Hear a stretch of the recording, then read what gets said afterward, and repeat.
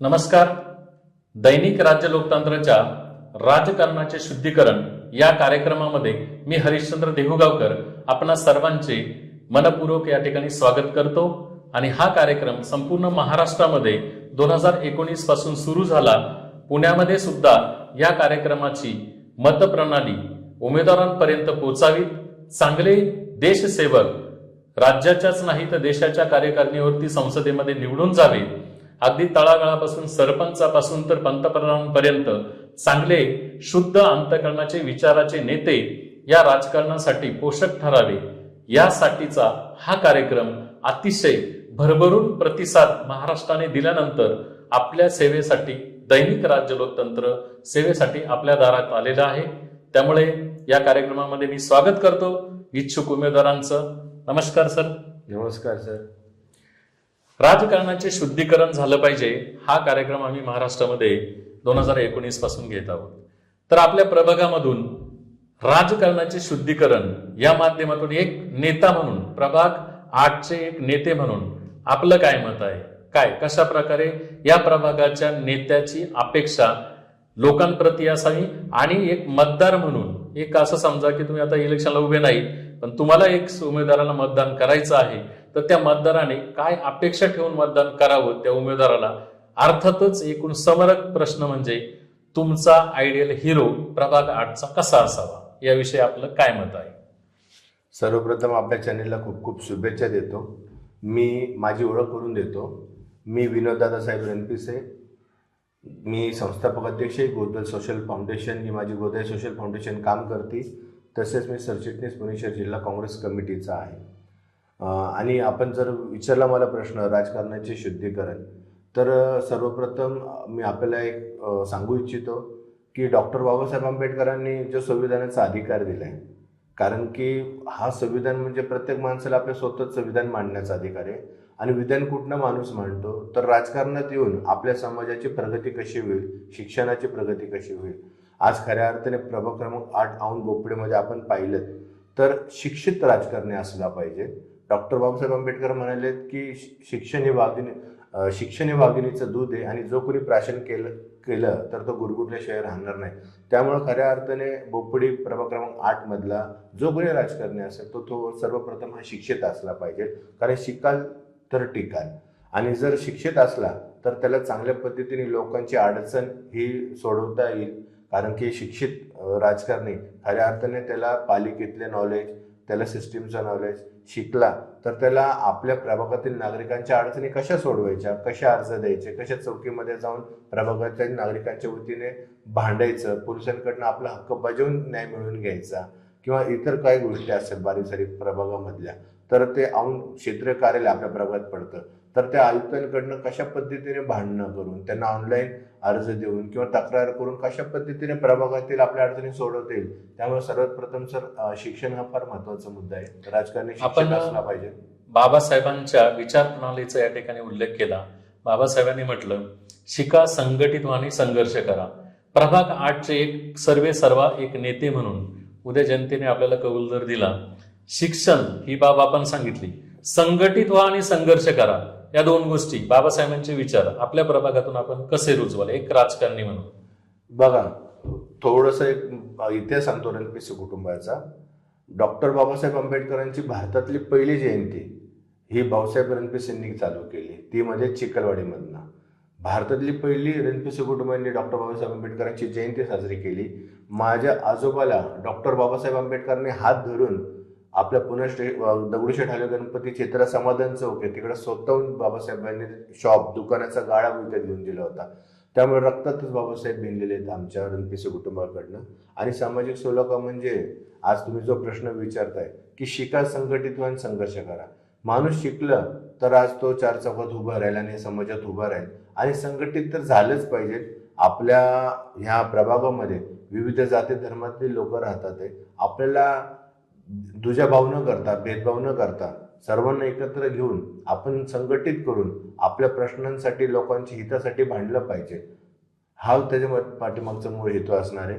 आणि प्रभाग क्रमांक 8 मध्ये मी फक्त प्रभाग क्रमांक 8 औंध बोपडेबद्दल बोलतोय, कारण ह्या प्रभागातील विकासाचा दृष्टिकोन बदलला पाहिजे, डेव्हलपमेंट झाली पाहिजे, शिक्षित मुलं झाली पाहिजेत. आणि आपल्या गोदय सोशल फाउंडेशनचा बेसच आहे की इकडल्या मुलांना शिक्षित करायचं, शिक्षण द्यायचं उच्च दर्जाचं. ज्या वेळेस माणूस हा शिक्षण घेईल आणि तो उच्च पदावर जाईल, त्याच्यापेक्षा मोठं भाग्य त्याच्या आईवडिलांचं काही नाही आहे. कारण आपल्या आईवडिलांचं एकच असतं की आपला मुलगा शिकला पाहिजे. आणि ज्या कुटुंबातला व्यक्ती शिकल तो ॲटोमॅटिक तो संघटित पण कुटुंब करेल आणि कुटुंबावर ज्यावेळेस अडचणी त्यावेळेस तो संघर्ष देखील करेल. हा संघर्ष चांगल्यासाठी असला पाहिजे या दृष्टीने आपण काय विचार घेऊन पुढे जा? बघा, संघर्ष चांगला ह्या दृष्टिकोनातून असला पाहिजे की माणूस जगत असताना त्याला मूलभूत ज्या गोष्टी लागतात, पाणी, वॉटर, त्यानंतर आरोग्य, मूलभूत ज्या गरजा आहेत आपल्या इकडल्या, अन्न, वस्त्र, निवारा, आज बेसिक नीड साठी त्याचा संघर्ष असला पाहिजे. जर प्रभागात राहते नागरिकांची मूलभूत समस्या काय असेल तर आपले गटार स्वच्छ पाहिजे, आपल्या इकडला कचरा व्यवस्थित गोळा केला पाहिजे, आपल्या इकडं घाणीचं साम्राज्य नकोय कोणाला देखील. आपल्याला ज्या काही इथल्या बेसिक समस्या त्याच्यासाठीचा संघर्ष तुम्ही अपेक्षित संघर्ष केलाच पाहिजे. आज आपण पाहता युवक, खास करून युवक हा बेरोजगार झालाय. त्यांना शिक्षण नाही घेतल्यामुळे तो बेरोजगार होऊन गुन्हेगारीच्या वाटचालीकडे चाललाय. आज लहान लहान मुलं भोपळीमध्ये कोयता घेऊन फिरतात. आज अंमली पदार्थ भोपळीपर्यंत पोहोचतात.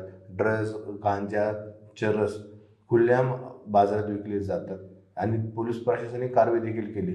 परंतु 18 ते 25 वयातील ही मुलं शिक्षण सोडून, आपल्या आईवडिलांची काळजी घेणं सोडून, स्वतःची डेव्हलपमेंट करायची सोडून आज गुन्हेगारीकडे जास्त वळ ह्या पोपडीमध्ये. प्रत्येक चौकात आपण पाहता शाळा, कॉलेज, ट्युशन सुटल्या तर तिथं टोळक्यांचा असतं मुलांचा आणि छेडछाड प्रकरण चालू आहे. आमच्या पद्धतीने आम्ही जर प्रभागामध्ये आलो तर सर्वप्रथम प्रभाग क्रमांक 8 हे माझं कुटुंब आहे आणि कुटुंबाची काळजी घेणे सर्वप्रथम माझं कर्तव्य आहे. त्यामुळे माझं कुटुंब हा माझा प्रभाग आहे. जसे आपण आपल्या घरच्यांची कुटुंबाची काळजी घेतो तसं आम्ही प्रभागाचे कुटुंब म्हणून काळजी घेणार आणि प्रतिनिधित्व करणार. वेळ प्रसंगी आमच्या आई बहिणीला कोणी छेडलं तर आम्ही सडेतोड उत्तर देणार, त्याला पाय मोकळे केल्याशिवाय राहणार नाही. आपण एक कुटुंबाचा विषय काढला, प्रभाग 8 हे आपलं कुटुंब आहे असा एक चांगला विचार मांडला. ह्या कुटुंबामध्ये आज मुख्य, आता तुम्ही शिक्षण, कचरा, पाणी वगैरे हे समस्या सांगितले, याच्या व्यतिरिक्त अजून काय महत्वाची समस्या आहे का जेणेकरून तुम्हाला इलेक्शन आत्ताची येऊ घातलेली त्याच्यामध्ये भाग घेऊन विजयीच व्हायचं आहे? सर्वात प्रथम बघा सर, महत्वाचा मुद्दा आपल्या इकडल्या शाळा मोडकळीस आलेल्या आहेत. तर त्या शाळेचा आपल्याला पुनर्जीवित करून चांगल्या पद्धतीची क्वालिटीची इमारती बांधून आज आपण भोपळीतील राजेंद्र प्रसाद शाळा पाहता तर जीर्ण झालेली आहे. कोणाचंही लक्ष नाही आहे, मान्यवरांचं, माजी नगरसेवकांचं, इकडल्या प्रतिष्ठित व्यक्तींचं. तर सर्वप्रथम आपल्या ज्या शाळेत आम्ही शिकलो राजेंद्र प्रसाद शाळेमध्ये, तर ती शाळा पुनर्बांधणी झालीच पाहिजे. सर्वपल्ली शाळेची पटसंख्या बघितली आमच्या वेळेस सर, तिथं 3-3, 4-4 हजार पटसंख्या होती. आज ती पटसंख्या 50 पण नाही आहे. आज त्या शाळेची दुरावस्था फार बिकट परिस्थितीला घेऊन गेली. तर सगळ्यात प्रथम शाळेतले ज्या ज्या मराठी मीडियमच्या शाळेत, आता ज्या इंग्लिश मीडियमच्या शाळा झाल्यात, तर शाळांमध्ये काय डेव्हलप करता येईल, पुनर्बांधणी करता येईल, तिथं काय पद्धतीने मुलांना जागृत करून आपल्या इकडल्या लोकांना त्यांची मुलं शाळेत पाठवता येईल हा एक विचार करता येईल.